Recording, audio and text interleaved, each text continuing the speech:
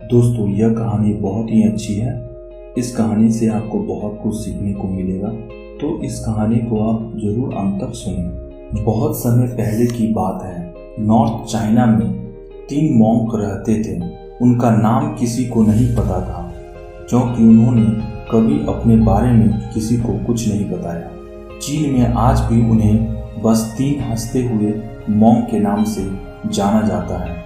वह तीनों मॉन्क हमेशा एक साथ रहते थे और गांव-गांव घूमा करते थे। वह जिस भी गांव में जाते, वहां की बाजार के बीचों बीच खड़े होकर जोर जोर से हंसना शुरू कर देते। उनकी हंसी को देखकर लोगों का ध्यान उनकी तरफ खींचा चला जाता और धीरे धीरे उनके चारों तरफ एक बड़ी भीड़ इकट्ठा हो जाती। वह इतने ध्यान और संपूर्णता के साथ हंसते कि उनकी हंसी देखकर सारा गांव हंसने लग जाता, और जब वह पूरा गांव हंसी के समुद्र में डूब जाता तो वह दूसरे गांव चले जाते।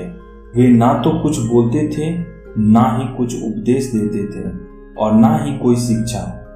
वह जहां भी जाते अपनी हंसी से ऐसा माहौल बना देते कि लोग अपने सारे दुख दर्द भूलकर बस हंसने लग जाते। पूरे चाइना में उनके बारे में बातें होने लगी। जब भी उनसे उनका नाम पूछा जाता, वह बस हंसते थे और इसी वजह से उनका नाम 3 लाफिंग मॉन्क्स पड़ गया।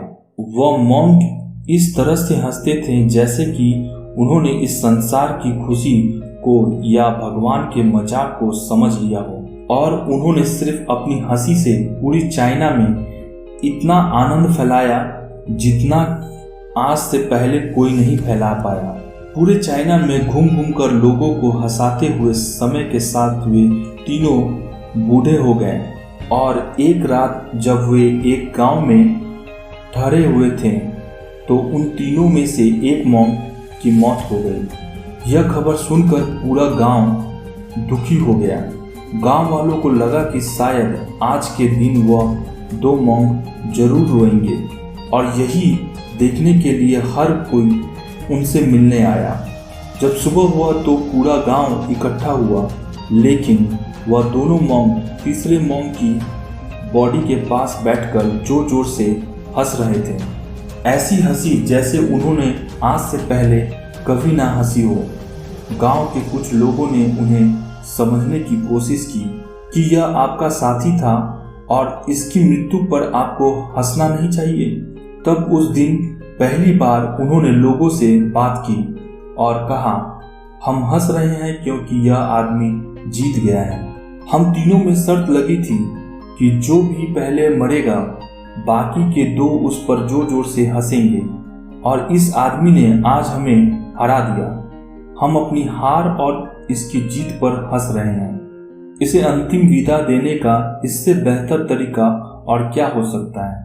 ऐसा कहकर उन्होंने उस तीसरे मॉन्क को चिता पर लेटा दिया।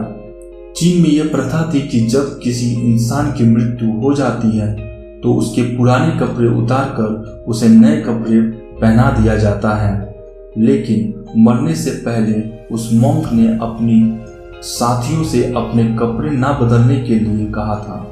उस मॉन्क ने कहा था कि मुझे स्नान मत करवाना, क्योंकि मैं कभी अशुद्ध हुआ ही नहीं। मेरे जीवन में इतनी हंसी आई कि कोई अशुद्धता कभी जमा ही नहीं हो पाई। दोस्तों, अगर ये कहानी आपको अच्छी लगी तो लाइक, सब्सक्राइब और बेल आइकन जरूर दबा दीजिएगा, ताकि आपको इसी तरह की मोटिवेशनल वीडियोस की अपडेट मिलती रहे। Thank you for watching this video.